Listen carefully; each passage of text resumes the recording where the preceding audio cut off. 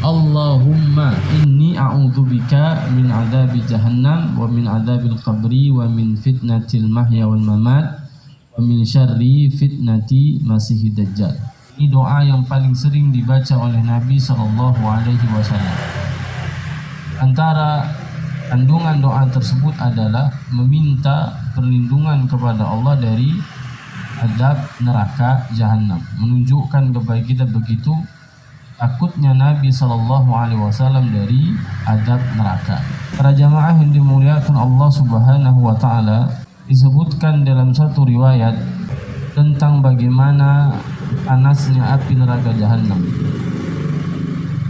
Kata Nabi sallallahu alaihi wasallam, narukum hadhihi allati yuqidu ibnu adam juz'un min 70 juz'a min hari jahannam. Kata Nabi, api yang dinyalakan oleh anak Adam di dunia pada hari ini itu satu bagian dari 70 bagian panasnya api neraka jahanam.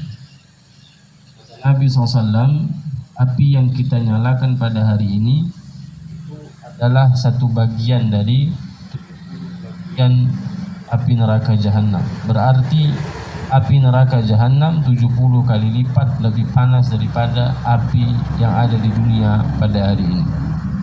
Rasulullah sallallahu alaihi wasallam juga menyebutkan dalam satu riwayat tentang bagaimana keadaan pohon zakum. Pohon zakum itu adalah makanan yang akan Allah Subhanahu wa taala berikan kepada penduduk api neraka. Allah katakan, inna sajarataz zakum ta'amun athim.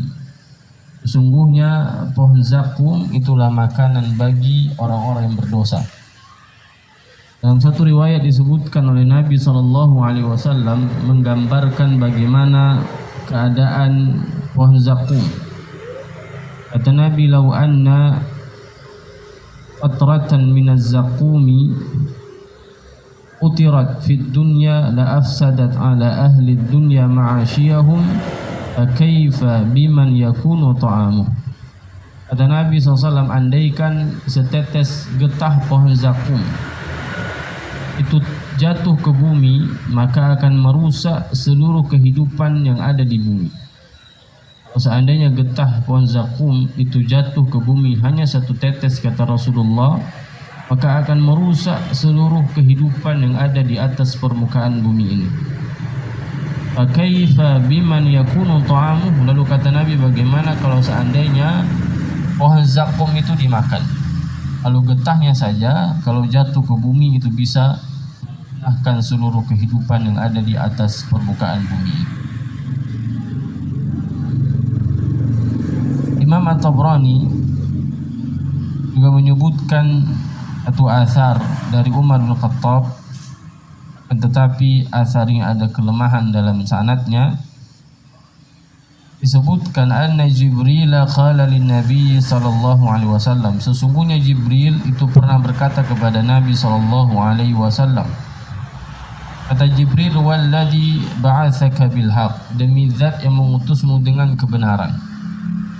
Lau anna qadra thu'bi ibratin futiha min jahannam amata man fil ardi jami'an min harrihi. Kata Nabi SAW, seandainya pintu neraka jahanam itu dibuka hanya sebesar lubang jarum, maka niscaya akan mati semua orang yang ada di muka bumi karena panasnya. Kalau dibuka hanya sebesar lubang jarum. Jika dibuka pintu neraka jahanam pada hari ini oleh Allah Subhanahu wa taala, maka akan memusnahkan semua kehidupan yang ada di atas permukaan bumi. Antara akidah kita sebagai seorang muslim, kita harus meyakini bahwasanya neraka dan surga itu sudah diciptakan oleh Allah Subhanahu wa taala. Al-jannatu wan nar makhluqatani mawjudah. Neraka dan surga dua makhluk yang telah diciptakan oleh Allah Subhanahu wa taala. Neraka pada hari ini yang sudah diciptakan oleh Allah Subhanahu wa taala dibuka hanya sebesar lubang jarum, maka akan memusnahkan seluruh kehidupan yang ada di atas permukaan bumi ini karena begitu panasnya. Maka oleh karena itu di dalam doa ini, doa yang kita baca sebelum salam setelah tasyahud akhir, di antara perlindungan yang kita minta kepada Allah Subhanahu wa taala adalah meminta perlindungan dari azab neraka jahanam. Kemudian hal yang kedua yang kita minta perlindungan kepada Allah Subhanahu wa taala di dalam doa ini adalah perlindungan dari azab kubur. Hadis ini sekaligus menjadi penjelasan kepada kita akan adanya azab kubur, sehingga kita diperintahkan untuk berlindung dari azab kubur. Karena ada sebagian manusia yang mereka tidak meyakini adanya azab kubur, karena mereka mengatakan kita tidak bisa melihat, bagaimana kita bisa mempercayainya. Padahal kita hanya diperintahkan untuk beriman. Kita beriman bahwasanya azab kubur itu ada. Dan hadis ini sekaligus menjadi penjelasan kepada kita akan adanya azab kubur, sehingga kita diperintahkan oleh baginda Nabi SAW untuk berlindung dari azab kubur. Di dalam hadis yang diriwayatkan oleh Imam Al-Bukhari dan Muslim dari sahabat Abdullah bin Abbas, dia berkata, marra Rasulullah sallallahu alaihi wasallam qabrain. Nabi sallallahu alaihi wasallam itu pernah melewati dua buah kuburan. Lalu beliau berkata, innahuma la yu'adzaban wa ma yu'adzaban fi kabir. Kata Nabi, sesungguhnya dua kuburan ini sedang diazab. Rasulullah sallallahu alaihi wasallam mengetahui hal tersebut karena wahyu dari Allah. Nabi sallallahu alaihi wasallam tidak mengetahui perkara gaib kecuali apa yang sudah disampaikan oleh Allah. Jika Allah Subhanahu wa taala tidak memberitahukan kepada Nabi, maka Nabi tidak mengetahui perkara gaib. Nabi sallallahu alaihi wasallam mengetahui perkara gaib setelah Allah Subhanahu wa taala memberitahukan kepada Nabi. Maka kata Nabi SAW, dua kuburan ini sedang diazab. Dan tidaklah diazab dua kuburan ini melainkan karena perkara kecil yang dianggap remeh oleh dua penghuni kubur ini. Orang yang pertama, kata Nabi SAW, fakana yamshi bin namimah, yaitu diazab kubur karena melakukan perbuatan namimah. Namimah itu adalah adu domba, bawa perkataan dan kepada si fulan, tujuannya untuk mengadu domba antara si fulan dengan dan. Wa amal akhar, adapun orang yang kedua, kata Nabi SAW, fakana la yastatiru min baulihi. Orang yang kedua, kata Nabi SAW, dia diazab karena tidak bersuci setelah buang air kecil. Ini perkara yang diremehkan tetapi bisa menyebabkan azab kubur. Rasulullah SAW kuburan yang kedua diazab karena apa? Karena penghuni kubur itu tidak bersuci setelah buang air kecil, kencing sembarangan, sehingga dia tidak menjaga dirinya dari air kencing, dan itu salah satu sebab azab kubur. Utsman bin Affan, Bapak Ibu yang dimuliakan Allah Subhanahu wa taala, ketika beliau diceritakan tentang surga, diceritakan tentang neraka, Utsman bin Affan tidak menangis. Tapi ketika diceritakan kepada Utsman bin Affan tentang bagaimana keadaan kuburan, maka Utsman menangis dengan sejadi-jadinya. Karena Utsman mengatakan, Rasulullah menyebutkan al-qabru awwalu manazilil akhirah. Kubur itu, kata Nabi SAW, adalah gerbang pertama sebelum menuju hari kiamat. Apabila di kuburan itu seseorang dia berhasil menjawab pertanyaan malaikat Munkar dan Nakir, Rasulullah SAW menyebutkan sifat Munkar dan Nakir itu, kata Nabi, aswadan azraqan. Mereka itu memiliki tubuh yang hitam, matanya biru. Bapak-bapak misalnya kalau jumpa orang tengah malam hitam mata biru, takut atau enggak? Rasulullah sallallahu alaihi wasallam mensifati malaikat munkar dan nakir aswadan azraqan. Mereka itu memiliki tubuh yang hitam, matanya biru.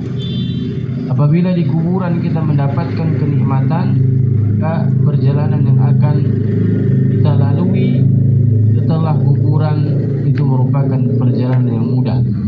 Tapi ketika di kuburan kita sudah kesulitan, maka perjalanan berikutnya itu bertambah sulit. Nabi mengatakan al-khabru awwalu manazilil akhirah. Kuburan itu kata Nabi SAW adalah pintu pertama menuju hari akhir.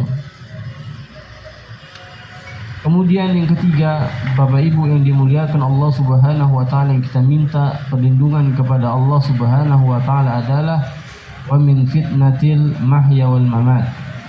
Minta perlindungan kepada Allah dari keburukan ujian kehidupan dan keburukan yang datang tatkala sakaratul maut. Fitnah di dalam lafaz ayat Al-Quran atau lafaz hadis-hadis Nabi SAW itu memiliki banyak makna. Seperti misalnya di dalam firman Allah, al-fitnatu asyaddu minal qatl. Fitnah itu lebih kejam daripada pembunuhan. Fitnah di dalam ayat itu bukan bermakna desas-desus, tapi maknanya kesyirikan. Ya. Jadi kalau misalnya ada orang memfitnah kita, itu maknanya apa? Dia mengabari kita sesuatu yang tidak benar. Itu fitnah menurut bahasa Indonesia.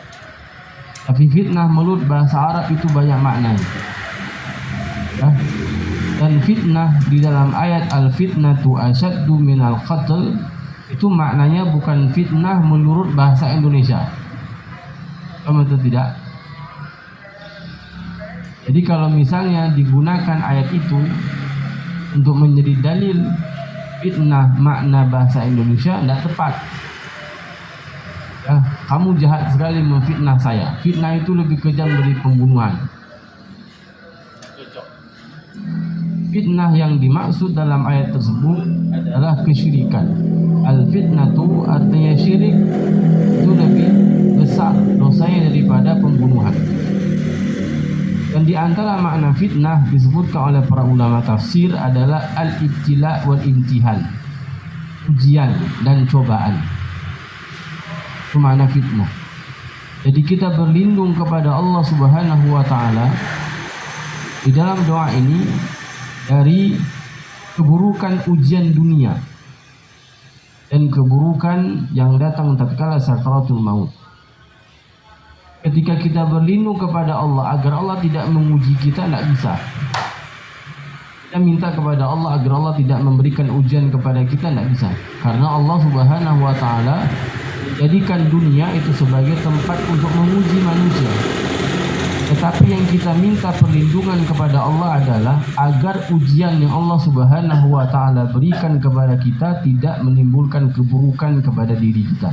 Contoh misalnya, ujian kemiskinan itu ada sebagian orang gara-gara diuji dengan ujian kemiskinan, dia rela untuk menukar agamanya. Maka kita berlindung kepada Allah dari keburukan ujian. Jangan sampai gara-gara kita diuji dengan kemiskinan, bahkan kita pindah agama. Atau misalnya gara-gara kita diuji dengan jabatan, lalu kemudian gara-gara memiliki jabatan, kita sudah tidak lagi sholat jamaah, terluput dari ibadah-ibadah wajib, terluput dari ibadah-ibadah sunnah, gara-gara ujian jabatan. Maka kita minta perlindungan kepada Allah agar ujian-ujian yang ada di dunia ini tidak menimbulkan keburukan kepada diri kita. Maknanya, kalau kita meminta kepada Allah agar Allah tidak menguji, tidak mungkin. Karena Allah jadikan dunia sebagai tempat untuk menguji. Alladzi khalaqal mauta wal hayata liyabluwakum ayyukum ahsanu amala, kata Allah. Kami jadikan kehidupan dan kematian itu untuk apa? Untuk menguji manusia. Menguji manusia siapakah yang paling baik amalnya. Maka dunia Allah jadikan sebagai tempat untuk menguji manusia. Yang kita minta perlindungan kepada Allah adalah berlindung agar ujian yang Allah Subhanahu wa taala berikan itu tidak sampai menimbulkan keburukan kepada diri kita. Gara-gara diuji dengan harta misalnya, harta itu ujian. Allah Subhanahu wa taala menguji kita dengan kenikmatan, terkadang diuji dengan kemudaratan. Kenikmatan itu juga ujian yang Allah Subhanahu wa taala berikan kepada kita. Inna likulli ummatin fitnah wa fitnatu ummati al-mal, kata Nabi. Tiap-tiap umat itu memiliki ujian, diuji oleh Allah, dan ujian umatku, kata Nabi, adalah harta. Banyak orang-orang dahulu ketika dia tidak memiliki harta kekayaan, rajin dia sholat jamaah, rajin dia melakukan amalan-amalan sunnah. Tapi ketika Allah Subhanahu wa taala sudah membukakan kekayaan kepadanya, dia sudah banyak harta, tiba-tiba hilang dari peredaran sholat jamaah. Amalan-amalan sunnah tidak lagi semangat. Bagaimana ketika tidak punya harta? Dan itu banyak kita temukan. Begitu juga dengan orang yang dahulu tidak punya jabatan. Jika dia tidak punya jabatan, bangku panjang misalnya, itu rajin sholat jamaah. Terkadang sebelum azan dia sudah ada di masjid. Tapi ketika sudah ada jabatan, masjid pun tidak dia pijak lagi. Sudah sibuk dengan jabatan-jabatan yang dia punya. Maka itu yang kita meminta perlindungan kepada Allah Subhanahu wa taala. Meminta perlindungan dari apa? Dari keburukan ujian dunia. Bukan berlindung agar Allah tidak berikan ujian. Itu tidak mungkin. Semua manusia di dunia ini diuji oleh Allah. Ujian kita bermacam-macam. Ada yang diuji dengan sakit, ada yang diuji tidak punya anak misalnya, ada pula yang diuji punya anak banyak tapi tidak punya harta. Berbagai macam bentuk ujian yang Allah Subhanahu wa taala berikan kepada kita. Ada punya harta, punya anak, tapi diuji dengan Allah apa? Sakit. Artinya dunia ini tempat apa? Diuji. Tempat ujian. Kemudian yang keempat, yang kita minta perlindungan kepada Allah Subhanahu wa taala adalah, tadi lupa saya sebutkan, kemudian di antara perlindungan yang kita minta kepada Allah adalah berlindung dari keburukan yang datang tatkala sakaratul maut.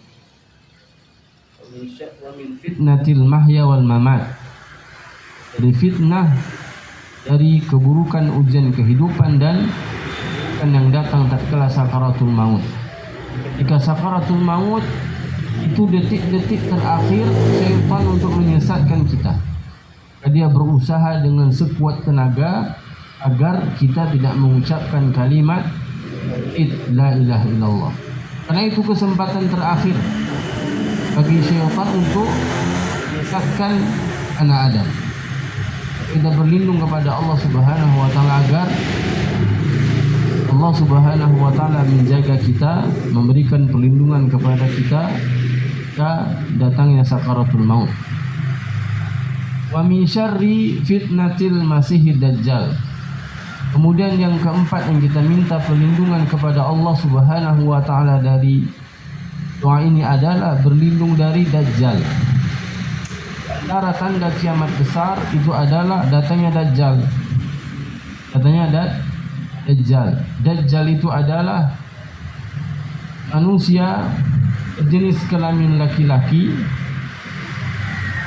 mata kanannya tidak bisa melihat, mata kirinya bisa melihat tetapi cacat. Kemudian ada daging yang keluar dari kelopak matanya. Dia berambut keriting, berjalan dalam keadaan seperti orang baru dikhitan. Dia jalan dia jalan seperti kakinya berjauhan antara kaki kanan dengan kaki kiri, sehingga dia berjalan seperti little O, seperti orang yang baru dikhitan. Dan dia bertubuh pendek. Sangat buruk fisik Dajjal. Sangat buruk fisik Dajjal. Mata sebelah kanannya tidak bisa melihat sama sekali. Mata kirinya dia bisa melihat tetapi cacat, dan ada keluar daging dari kelopak mata kirinya. Sangat buruk fisik Dajjal. Allah Subhanahu wa taala mengutus Dajjal ke muka bumi di hari kiamat. Tujuannya adalah untuk menguji manusia, apakah mereka sanggup mempertahankan iman mereka untuk tidak mengikuti Dajjal ataukah tidak. Karena fitnah Dajjal itu sangat besar. Dajjal disebutkan oleh Nabi SAW apabila dia berjalan di satu kampung, maka apabila di dalam perkampungan tersebut terdapat harta karun, maka harta karun yang ada di dalam tanah itu keluar. Ketika Dajjal berjalan di kampung tersebut, dan Dajjal bisa menurunkan hujan, sangat sakti, sehingga banyak orang-orang tertipu pada hari kiamat. Banyak orang tertipu sebelum datangnya hari kiamat, tertipu dengan kesaktian Dajjal. Ketika mereka melihat Dajjal punya kesaktian yang luar biasa, ketika Dajjal mengatakan apakah saya Tuhan, maka mereka dengan cepat mengatakan Dajjal Tuhan. Kenapa? Karena mereka tidak membekali diri mereka dengan akidah yang benar. Oleh karena itu, salah satu sebab perlindungan dari Dajjal sehingga kita nanti dari kiamat tidak menjadi pengikut Dajjal adalah membekali diri pada hari ini sebelum datang Dajjal dengan akidah yang benar. Salah satunya adalah dengan mengetahui bahwasanya Allah Subhanahu wa taala itu maha sempurna. Dajjal tadi digambarkan oleh Nabi SAW adalah orang yang punya kekurangan, matanya buta. Allah Subhanahu wa taala tidak buta. Ya, maka nanti ketika Dajjal mengaku dirinya Tuhan, maka kita bisa membantah, kamu bukan Tuhan, kamu buta. Allah Subhanahu wa taala tidak buta. Salah satu sebab perlindungan dari Dajjal adalah kita membekali diri kita dengan mempelajari akidah yang benar.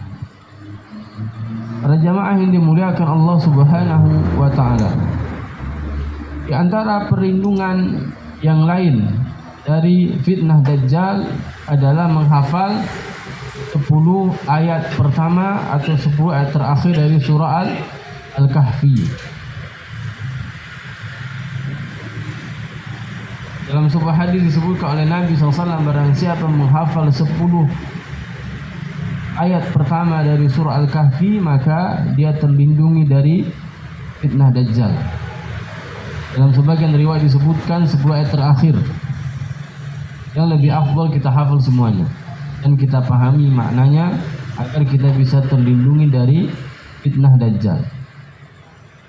Dan di antara sebab perlindungan yang lain adalah menjauh dari Dajjal. Jika nanti misalnya kita dapat kabar Dajjal sudah sampai Lamainong misalnya, jangan kita pergi ke sana. Menjauh. Kita pergi ke gunung-gunung. Tidak boleh mendekat dengan Dajjal karena begitu kuat fitnahnya. Tapi dengan kondisi hari ini kita melihat sebagian manusia dengan keadaan yang aneh-aneh seperti itu, mereka sangat suka. Ya? Dengan kemudahan teknologi hari ini.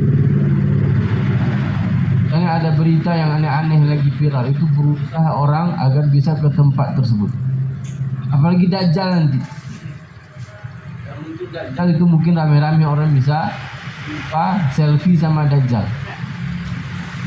Rasulullah SAW memerintahkan apabila kita mendengar Dajjal sudah sampai di suatu tempat, maka kita harus menjauh, tidak boleh mendekat dengan tempat tersebut. Artinya kita harus berusaha menjauh dari fitnah Dajjal, tidak boleh dekat. Dan Dajjal itu akan mendatangi semua tempat yang ada di atas permukaan bumi ini illa Makkah wal Madinah. Semua negeri yang ada di permukaan bumi ini akan didatangi Dajjal, kecuali Makkah dan Madinah yang tidak bisa dimasuki oleh Dajjal. Bang Pidi nanti datang Dajjal, yang arah datang Dajjal, datang. Semua negeri akan didatangi oleh Dajjal, kecuali Makkah dan Madinah. Kalau misalnya kita punya uang, berusaha kita bisa tinggal di Makkah dan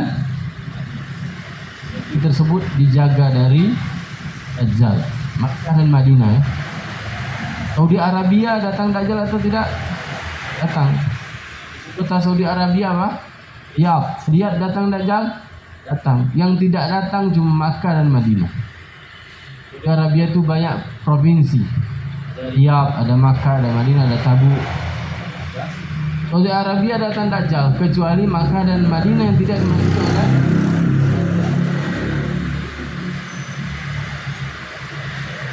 Bapak Ibu yang dimuliakan Allah Subhanahu wa taala. Ini di antara doa yang disebutkan oleh Nabi sallallahu alaihi wasallam yang bisa kita baca sebelum salam, setelah tasyahud. Apakah ada doa-doa yang lain? Ada, di antaranya Allahumma inni a'udzubika min azabil qabri wa a'udzubika min fitnatil masiihid dajjal wa a'udzubika min fitnatil mahya wal mamat. Allahumma inni a'udzubika minal ma'tham wal maghram.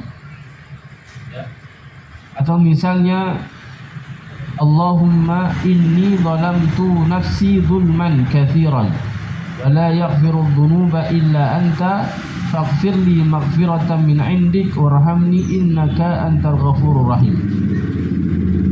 Kemudian mungkin ada pertanyaan, bagaimana kalau misalnya kita tidak hafal doa-doa tersebut? Apakah kita boleh berdoa dengan doa-doa yang lain?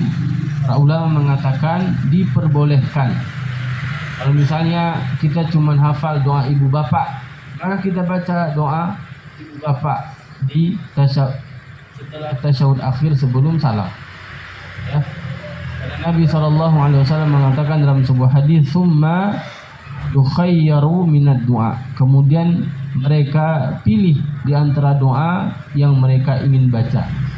Maka silahkan kita baca doa-doa yang lain kalau misalnya kita tidak menghafal doa-doa yang kita baca tadi. Itu mungkin pembahasan yang bisa saya bahas pada malam hari ini berkaitan dengan doa yang dibaca sebelum salam, setelah tasyahud akhir. Dakwah semampumu.